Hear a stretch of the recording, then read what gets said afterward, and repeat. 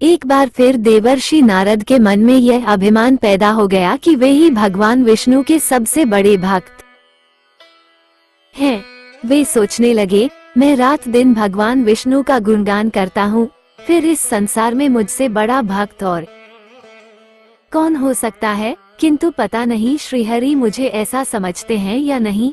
यह विचार कर नारद भगवान विष्णु के पास क्षीर सागर में पहुँचे और उन्हें प्रणाम किया। विष्णु जी बोले, आओ नारद, कहो कैसे आना हुआ।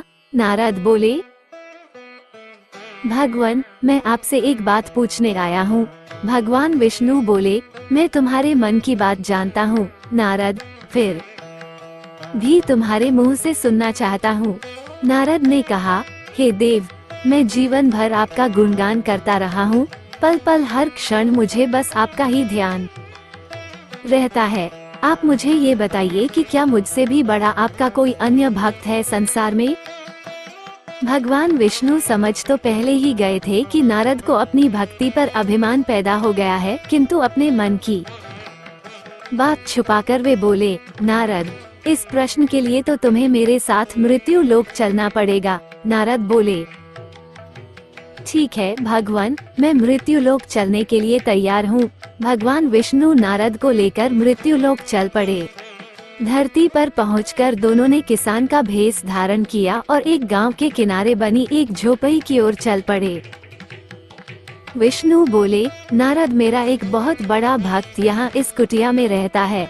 आश्चर्य है, क्या मुझसे बढ़कर भी किसी की भक्ति हो सकती है। नारद के मुख से निकला, क्या वह भी मेरी तरह आपका ध्यान लगाए रहता है। आओ, स्वयं ही जान लोगे। विष्णु ने कहा और उस कुटिया की ओर बढ़ गए। किसान उस समय कुटिया के बाहर अपनी गाय को बांध रहा था। किसान उस समय कुटिया के बाहर अपनी गाय को बांध रहा था। उसके मुख से हरि हरि गोविंद का स्वर निकल रहा था।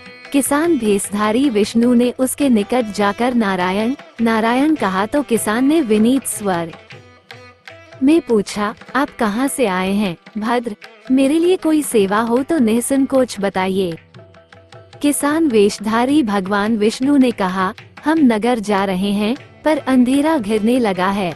वन में जंगली पशुओं का डर है, इसलिए रात भर आश्रय चाहते हैं। किसान ने प्रसन्न भाव से कहा, मेरी कुटिया में आपका स्वागत है।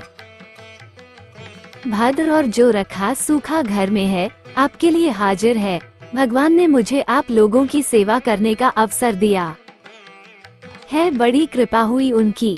बाहर दालान में एक खटिया पर दोनों को बिठाकर किसान अंदर गया और अपनी पत्नी से कहा, देवी, दो अतिथि आए हैं। किसान की पत्नी उस समय अपने बच्चों को भोजन परोस रही थी। धीरे से आटे का बर्तन दिखती हुई बोली, घर में इतना सा ही आटा है और ये बच्चे और भोजन मांग रहे हैं। किसान बोला, कोई बात नहीं, हम अतिथियों को भरपेट भोजन कराएंगे। तुम बच्चों को आज कांजी बनाकर पिला देना। नारद और भगवान विष्णु ने उन दोनों का सारा वार्तालाप सुना, फिर भी परीक्षा के लिए भोजन की थाली पर बैठ गए।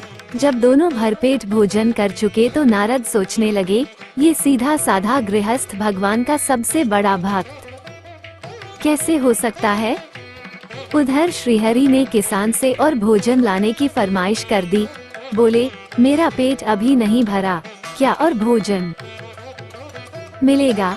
किसान रसोई घर में गया और जाकर पत्नी से पूछा, कुछ और भोजन बचा है क्या। पत्नी बोली, बच्चों के लिए कांजी बनाई है, बस वही शेष है।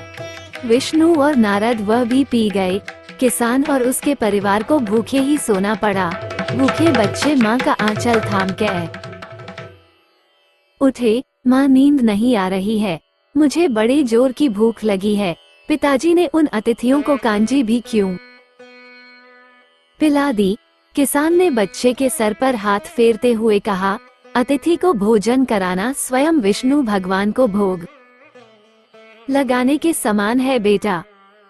बाहर दालान में दोनों अतिथि अलग अलग बिस्तरों पर लेटे हुए थे।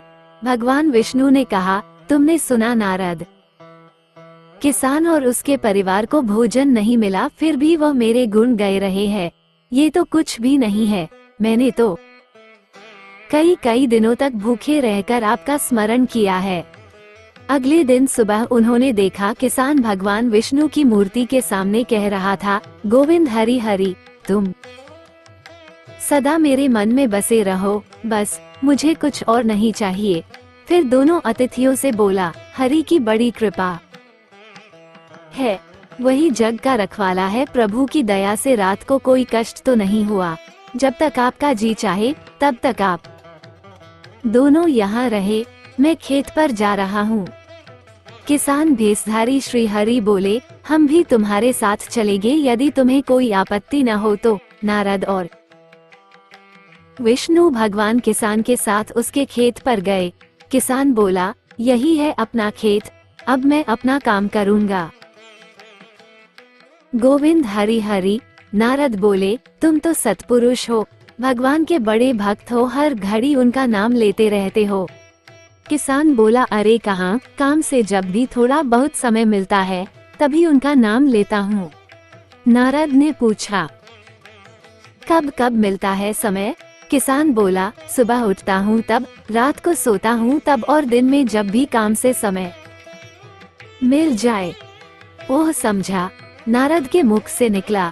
दोनों जब किसान से विदा लेकर चले तो नारद ने व्यंग्यात्मक स्वर में कहा, आपने सुना भगवान, वो सुबह शाम 2 बार ही आपका स्मरण करता है, जबकि मैं हर समय ध्यान करता हूँ, फिर भी आप उसे महान भक्त बताते हैं। नारद की बात सुनकर श्रीहरि चुप रहे, किंतु मन ही मन उन्होंने कहा, कारण भी जान जाओगे नारद। विष्णु ने एक कलश को तेल से लबालब भरकर नारद को दे दिया और बोले, नारद इसे अपने सिर पर रखकर बिना हाथ लगाए सामने वाली पहाड़ी तक ले चलो। ध्यान रहे इस कलश में रखे तेल की एक बूंद भी जमीन पर गिरने न पाए। नारद बोले, ये कार्य सहज तो नहीं है। ये कहकर नारद ने कलश सिर पर रख लिया और पहाड़ी की ओर चल दिए। नारद पहाड़ी तक गए और लौट आए। विष्णु बोले, लौट आए नारद, ठीक है, अब ये बताओ कि इतनी दूर जाने और आने में तुमने कितनी बार मेरा स्मरण किया है? नारद बोले, एक बार भी नहीं भगवान, करता भी कैसे, मेरा सारा ध्यान तो तेल और कलश की तरफ लगा हुआ था। श्रीहरि बोले, तब तुम ही सोचो, वो किसान दिन भर कठिन परिश्रम करता है, फिर भी 2-4 बार मेरा स्मरण जरूर करता है, और तुम एक बार भी मेरा स्मरण नहीं कर पाए। विष्णु की बात सुनकर नारद के अंतर्चक्षु खुल गए। वो श्रीहरि के चरणों में गिरकर बोले, मान गया प्रभु। जो संसार के झंझटों में रहकर भी आपका स्मरण करते हैं, वे ही सबसे बड़े भक्त हैं।